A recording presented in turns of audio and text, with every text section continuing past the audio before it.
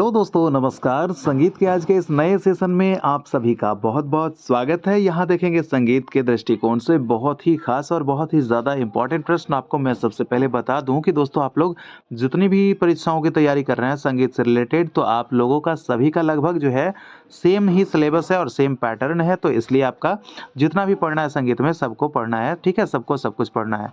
तो दोस्तों आप सभी लोगों के लिए जो बहुत ही खास, बहुत ही इम्पोर्टेंट हो जाएगा, चाहे आप लोग का बीपीएससी टीआरई हो या फिर आप लोग का एसटेट हो, ईएमआरएस हो, T triple SP, KBS, NBS या यूपी टीजीटी या फिर पीजीटी हो या फिर आपकी बात कर ले एमपी टेट, तो सभी लोगों के लिए जो है कहीं से कोई टेंशन लेने वाली बात नहीं है। आप सभी लोग के लिए जो है समान रूप से यह फायदेमंद होने वाला है, ठीक है? तो पर डे का जो भी सेशन आता है आप सभी लोगों को ध्यान में रखते हुए ही आता है। चलिए हम प्रश्नों को शुरू करेंगे यहाँ से, लेकिन आप लोगों से कहना चाहेंगे दोस्तों कि अगर आप लोग चैनल पे नए हैं या पुराने हैं, सब्सक्राइब अगर नहीं किए हैं तो सब्सक्राइब करके नोटिफिकेशन को ऑल पे ज़रूर सेट कर लीजिएगा, तो क्योंकि आने वाला जो भी सेशन होगा वो हर दिन का वो आप लोग के पास सबसे पहले पहुंच जाए, ठीक है? तो पहला हमारा प्रश्न है कि संगीतांजलि के लेखक कौन है? दोस्तों देखिए, इनसे रिलेटेड जो व्याख्या होगी, जो प्रश्न होंगे, वो तो जैसा कि आप लोग जानते हैं कि हमारे सेशन के अंदर में वो सब तो चीजें पढ़ा हुआ रहता ही है। तो चलिए, लेखक कौन हो जाएंगे? क्या ओंकारनाथ ठाकुर, पंडित लोचन, जयदेव सिंह या फिर एक से अधिक, इनमें से कोई नहीं?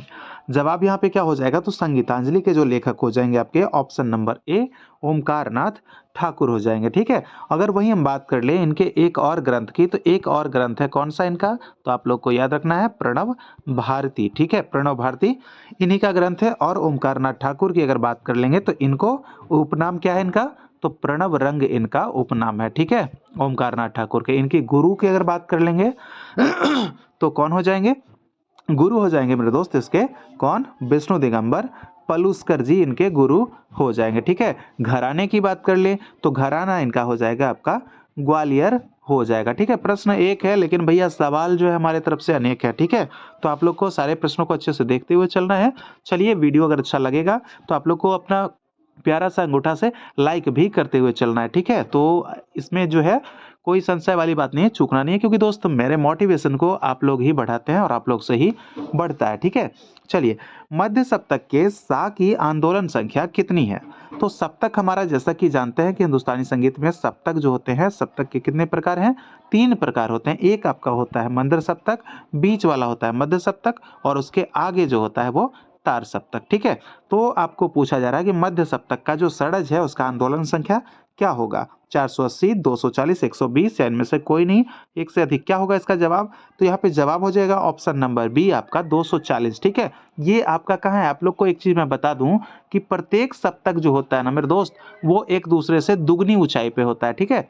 दुगनी पे, जैसे मंद्र है तो उसकी दुगनी पे आपका मध्य मिलेगा और मध्य से दुगनी पे आपका तार मिलेगा। तो अगर हम कह सकते हैं यहाँ पे कि मध्य सप्तक का सा का आंदोलन संख्या जो हुआ वो 240, तो मंद्र वाला इसका सीधा आधा हम नहीं कर सकते हैं। ये आपका मंद्र सा का कितना हो जाएगा? 120। यही हम कह सकते हैं कि मध्य का 240 है तो हमारा तार सा का क्या 480 नहीं हो जाएगा? ठीक है, हो जाएगा ना? तो इस तरह से यहाँ से आपके ये तीनों प्रश्नों को याद कर लेना, ठीक है? तो मध्य सा 240, तार सप्तक का सा 480 और ये आपका मंद्र सप्तक का सा 120, ठीक है? क्लियर? चलिए देखेंगे अगला प्रश्न यहाँ पे पूछा जा रहा है। प्रश्न नंबर हमारा 3 है कि राग तरंगिणी के लेखक कौन है? तो राग तरंगिणी के लेखक कौन है? क्या आपके भरत मुनि है, मतंग मुनि है, लोचन है, एक से अधिक, इनमें से कोई नहीं? इसका जवाब क्या हो जाएगा? तो राग तरंगिणी के जो लेखक माने जाते हैं ये आपके कौन माने जाएंगे? जवाब हो जाएगा ऑप्शन नंबर सी आपका लोचन, जो कि मिथिला के पंडित थे। कहाँ के थे?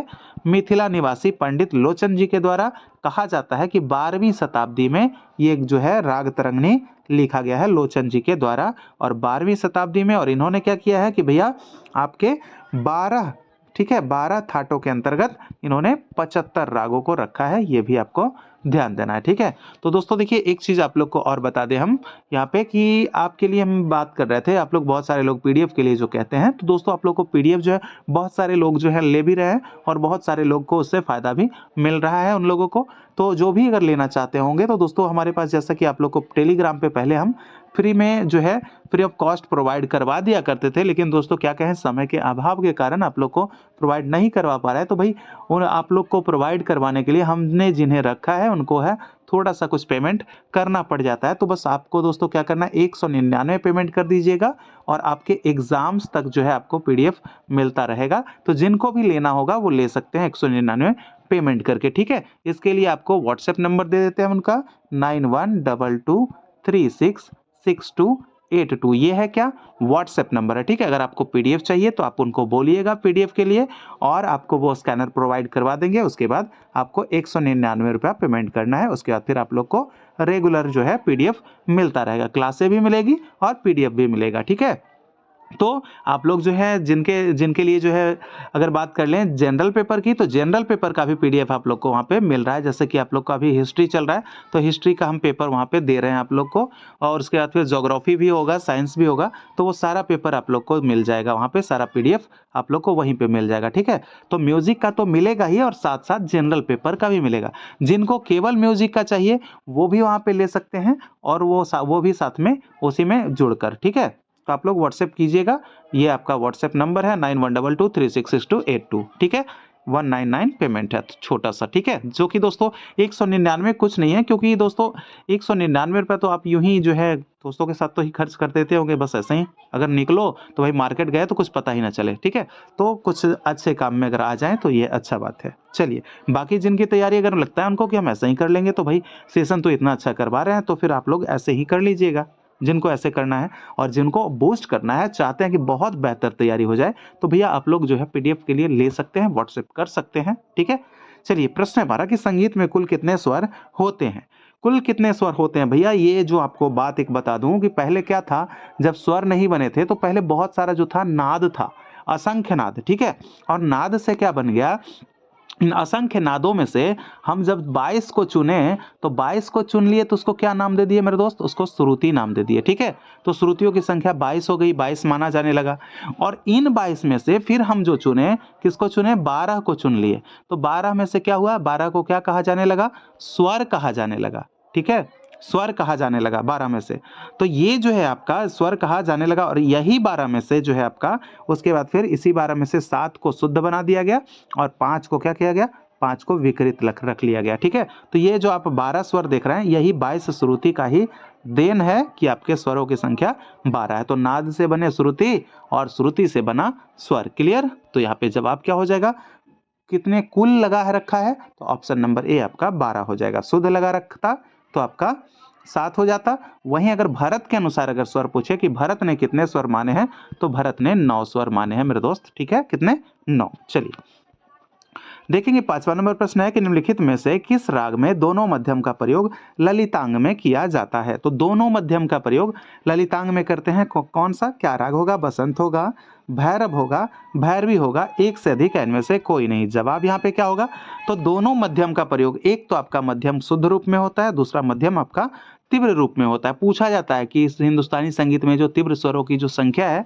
वो कितनी है, तो दोस्तों ओनली 1 है आपका, केवल एक है, वो आपका केवल मध्यम ही है, ठीक है। बाकी अगर कोमल की बात कर लेंगे तो उसमें आपका 4 हो जाएगा, जैसे कि आप लोग को पता होगा रे ग धनी, ठीक है। तो प्रश्न है हमारा कि दोनों मध्यम का प्रयोग ललितांग में किया जाता है, तो मेरे दोस्त इसका जो जवाब हो जाएगा नंबर 5 का ऑप्शन नंबर आपका हो जाएगा ए, यानी कि राग बसंत, ठीक है।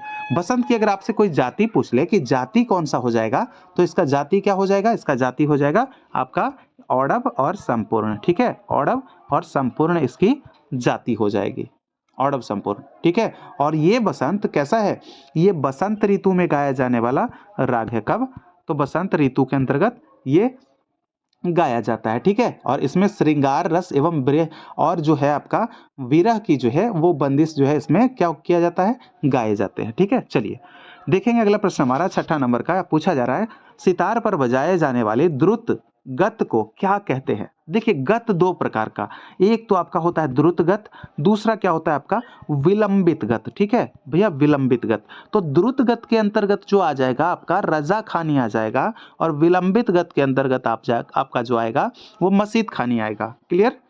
तो मसीद खानी गत को हम एक तरह से कह सकते हैं कि विलंबित गत है, ठीक है। और रजा खानी को कह सकते हैं कि वो कैसा गत है, द्रुत गत है। तो यहाँ पे द्रुत पूछा है ना, द्रुत पूछा है, तो द्रुत वाला कौन सा हो जाएगा, ऑप्शन नंबर सी आपका हो जाएगा रजा खानी गत। साथ ही साथ इसको क्या कहेंगे, पूर्वी बाज या आपका लखनऊ बाज, ठीक है, लखनऊ बाज। वहीं मसीद खानी की अब अगर बात कर ले तो इसको कहेंगे पश्चिमी बाज, ठीक है, पश्चिमी बाज, या फिर आपका दिल्ली बाज, ठीक है, दिल्ली बाज।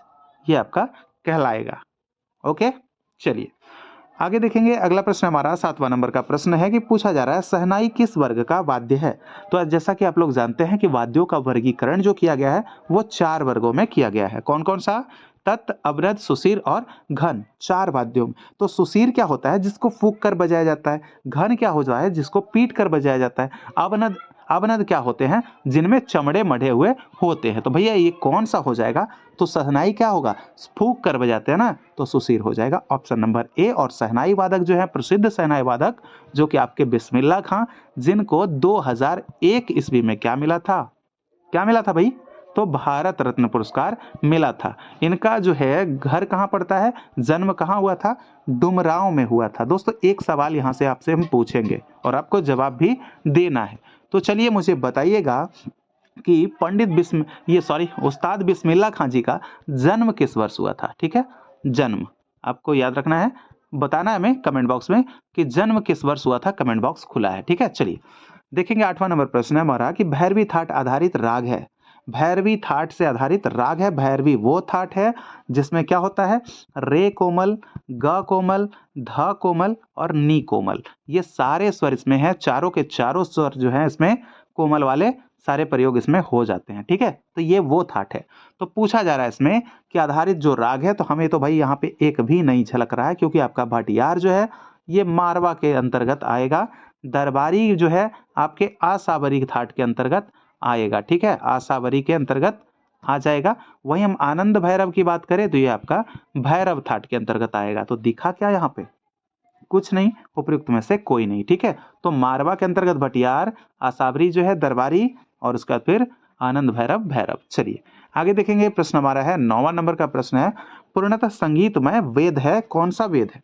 यानी जैसा कि आप लोग जानते होंगे कि वेदों की संख्या कुल 4 है, ऋग्वेद, सामवेद, अथर्ववेद और यजुर्वेद। तो इसमें पूछा जा रहा है कि पूर्णतः जो संगीतमय वेद है भाई, तो वो कौन सा वेद हो जाएगा? क्या ऋग्वेद, सामवेद, अथर्ववेद, एक से अधिक इनमें से कोई नहीं? तो इसका जवाब हो जाएगा ऑप्शन नंबर बी आपका सामवेद। और सामवेद जो है ये क्या है? भारतीय संगीत का जनक वेद कहलाता है। यानी कि भारतीय संगीत की उत्पत्ति जो हुई है ये सामवेद से ही हुई है, ठीक है। और सामवेद में किसका संकलन मिलता है? प्रश्न अगर ये पूछे तो आपको क्या बताना है? सामवेद में ऋग्वेद के जो ऋचाएं हैं ना भाई, ऋचाएं, ठीक है, ऋग्वेद की जो ऋचाएं हैं उसका संकलन किया गया है किसमें? सामवेद में। जो गेय ऋचाएं हैं उसका संकलन मिलता है, ठीक है। और जादू टोना वाला वेद आपका अथर्ववेद। अथर्ववेद में क्या होता है? इसको कहा जाता है जादू टोना वाला, क्या कहते हैं? जादू टोना वाला वेद कहा जाता है अथर्ववेद को, ठीक है। और सबसे नया वेद कौन सा है? तो यजुर्वेद।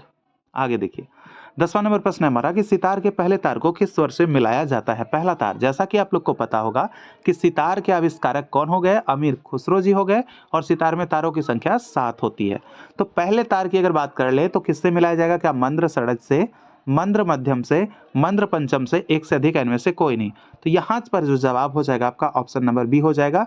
मंद्र मध्यम से मिलाया जाता है सितार के पहले तार को, ठीक है। वहीं मंद्र पंचम की बात करें तो ये तानपुरा जो आप है ना, तानपुरा, जिसमें कि प्रमुख कितने तार होते हैं? 4 तार होते हैं, ठीक है। तो वो तानपुरा को पहला तार जो है आपका मिलाया जाता है मंद्र पंचम से, ठीक है। दोस्तों देखिए सेशन मजा आता होगा तो प्लीज आप लोग जो है, हम हमेशा आप लोगों से रिक्वेस्ट करते हैं कि वीडियो को जो है लाइक कर दिया कीजिए, सेशन को लाइक कीजिए। लेकिन भाई आप लोग पे तो कोई प्रभाव होता ही नहीं है। बहुत सारे ऐसे लोग हैं जो कि कर दिया करते हैं, लेकिन प्लीज दोस्तों आप लोग जो है मेरे मोटिवेशन को भी बढ़ाते रहिए। भाई आप लोग के लिए जो है हम इतना जब करते हैं, एक प्रश्न के साथ 4-5 प्रश्न और जो है लगातार करवाते हैं, क्या आप लोग को पसंद नहीं आता है क्या? इसी वजह से आप लोग लाइक नहीं करते हैं। भाई आप लोग कर दीजिए, थोड़ा सा ये क्या है, मोटिवेशन मिलता है, ठीक है। चलिए आगे देखेंगे। 11 नंबर प्रश्न है हमारा, पूछा जा रहा है कि पंडित रविशंकर किस घराने से संबंधित कलाकार थे? कौन सा घराना बताना है। पंडित रविशंकर वो हैं जिनको भारत रत्न 1999 ईस्वी में मिला था, ठीक है।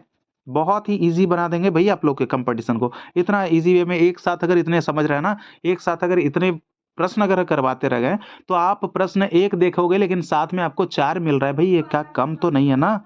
तो 1999 में आपको क्या मिला था पंडित रविशंकर जी को? तो वो मिला था भारत रत्न, ठीक है। चलिए तो इनका घराना पूछा जा रहा है, तो घराना आपका कौन सा हो जाएगा उनका? तो ये आपका हो जाएगा मैहर। और इनके अगर गुरु पूछ दे तो कौन हो जाएंगे? मैहर घराने के जो संस्थापक थे वही इनके गुरु माने जाएंगे, यानी कि अलाउद्दीन खां, ठीक है। अगर अलाउद्दीन खां के बारे में पूछे, भैया पंडित रविशंकर तो सितार बजाते थे, क्या बजाते थे? सितार, ठीक है। और इनके सितार का क्या नाम है? अभी जस्ट मैं पिछले सेशन में करवाया हूं। इनके सितार का नाम आप लोग को कमेंट बॉक्स में कमेंट करना है कि पंडित रविशंकर जी के सितार का क्या नाम था, ठीक है। अगर अलाउद्दीन खां की हम बात कर ले तो ये कौन सा वाद्य बजाते थे? तो भाई इनका जवाब हो जाएगा ये आपका सरोद, ठीक है। बहुत सारे वाद्य बजाते थे, लेकिन बहुत सारे इसमें कंफ्यूज नहीं होना है, एक से अधिक लगाकर नहीं चलाना है भाई, ठीक है।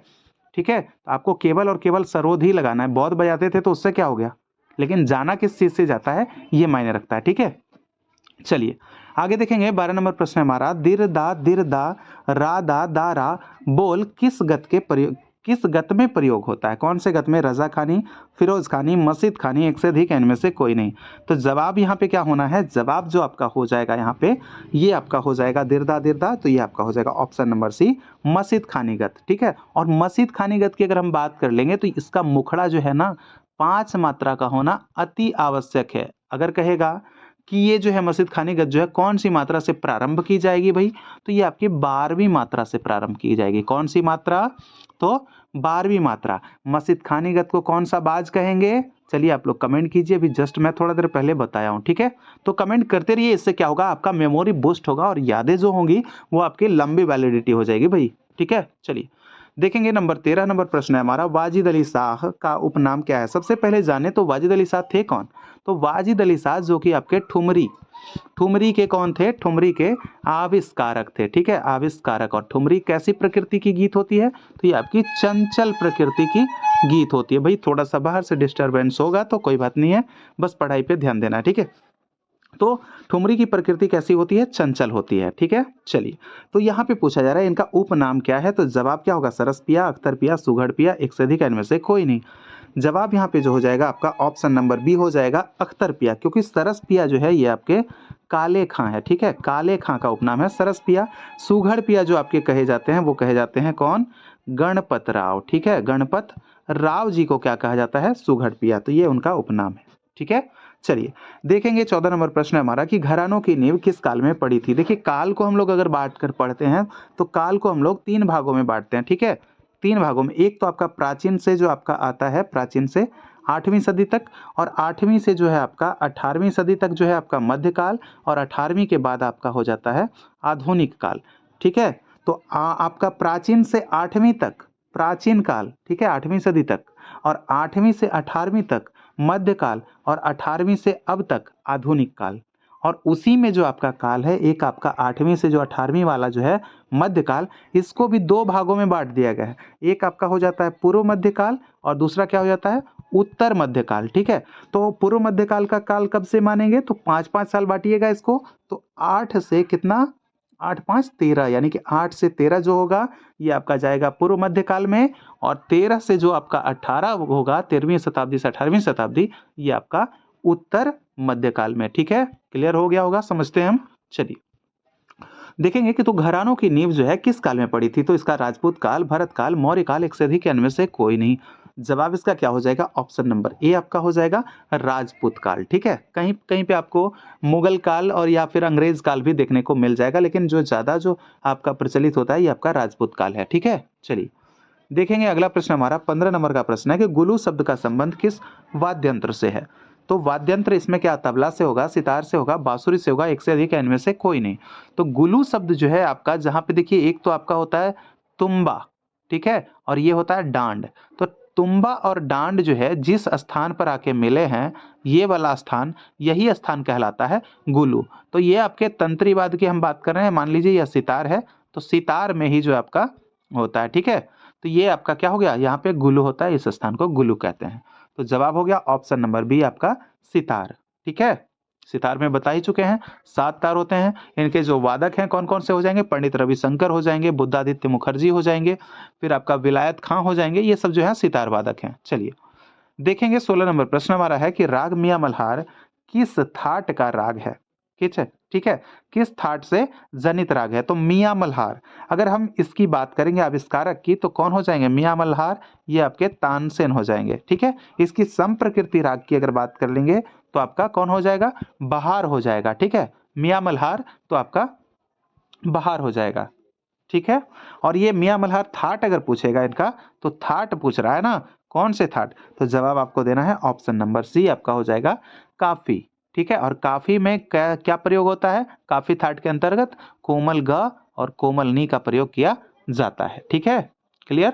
चलिए पूर्वी का लिख के बताइए और तोड़ी का लिख के बताइए, क्योंकि सब हम करवा चुके हैं भाई, यहाँ पे हमसे कोई चीटिंग नहीं। आप लोग को कमेंट करके बताना है कमेंट बॉक्स में कि पूर्वी में कौन कौन से स्वर लगेंगे और तोड़ी में कौन से लगेंगे।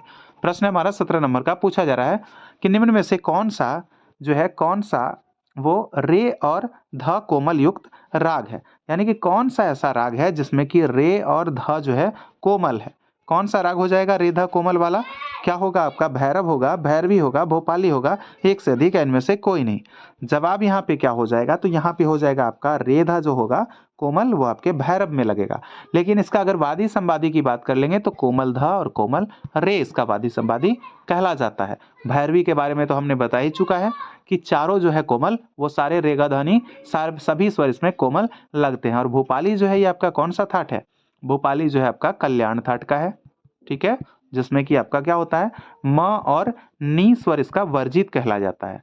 ठीक है, भोपाली की वादी संवादी की अगर हम बात कर लेंगे तो इसका क्या हो जाएगा, भोपाली संवादी, भोपाली का वादी संवादी ग और ध हो जाएगा। ठीक है, तो ये सब चीजें जो है याद होनी चाहिए। चलिए देखेंगे 18 नंबर प्रश्न है हमारा कि चतुरंग के 4 अंगों में कौन सही है। भैया कौन कौन से 4 अंगों में सही है, राग सरगम थाट नहीं भाई, इसको तो देखते के साथ कट मारो क्योंकि ये तो होगा नहीं। सरगम तराना ख्याल के शब्द तबले के बोल, हो सकता है बिल्कुल यही होगा, क्योंकि तबला या पखावज यानी दोनों, तब पखावज के भी रहता तो सही हो जाता, या तबला या पखावज रहता लिखा हुआ एक साथ तो भी सही हो जाता। तो यहाँ पे तो ये हमें क्या लग रहा है, ऑप्शन नंबर बी लग रहा है सही है। आगे देखते हैं, कविता तराना तबला नहीं, ये जो आपका है, ये जो आप देख रहे हैं ये जो है आपका त्रिवट में होता है। किस में होता है, त्रिवट में। ठीक है, त्रिवट, इसीलिए मैं इसको लेकर आया हूं कि आपको एक साथ मैं यहाँ पे लगे हाथ बता ही दूं। ठीक है, तो चतुरंग के 4 अंग आप लोगों ने देख लिया, सरगम तराना ख्याल के शब्द और तबला के, तबला या पखावज का बोल, तबला या पखावज भी याद रखना है, तबला या पखावज के बोल। वहीं अगर बात करेंगे त्रिवट की, तो कविता तराना तबला या पखावज के बोल होते हैं, इसमें 3 अंग होते हैं, त्रिवट में 3 अंग, चतुरंग में 4 अंग। चलिए देखेंगे अगला प्रश्न हमारा 19 नंबर का प्रश्न है कि राग बागेश्वरी में गांधार शुद्ध तथा पंचम वर्जित, यानी गांधार को हम शुद्ध कर लेंगे। ठीक है, और पंचम को क्या करेंगे, पंचम को वर्जित कर देंगे। करने पर कौन सा राग बनता है, क्या मारवा, रागेश्वरी, कल्याण, एक से अधिक, इनमें से कोई नहीं।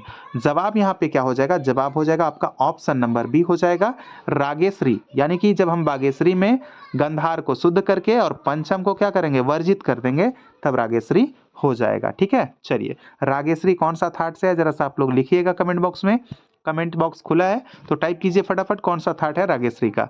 देखेंगे प्रश्न यहाँ पे 20 नंबर का प्रश्न है कि अमीर खुसरो के गुरु कौन थे। इसके गुरु कौन थे, इसका जवाब क्या हो जाएगा, तो इसका जवाब हो जाएगा आपका क्या, अमीर खुसरो नहीं, अमीर खुसरो तो भाई ये ऑप्शन में आ गया है। चलिए 2 ही में आपको जवाब देना है, यहाँ पे नहीं, खुसरो खां है ना भाई, हाँ हाँ खुसरो खां, निजामुद्दीन औलिया या फिर मोइनुद्दीन चिश्ती। देखिए खुसरो खां की बात करेंगे, ये कौन थे, तो ये आप जो जानते हैं सदारंग। ठीक है, सदारंग उनके छोटे भाई कहे जाते हैं ये। ठीक है, खुसरो खां। और ये आपको याद रखना है कि यहाँ पे अमीर खुसरो के जो गुरु हो जाएंगे ये आपके कौन हो जाएंगे, जवाब हो जाएगा ऑप्शन नंबर बी निजामुद्दीन औलिया।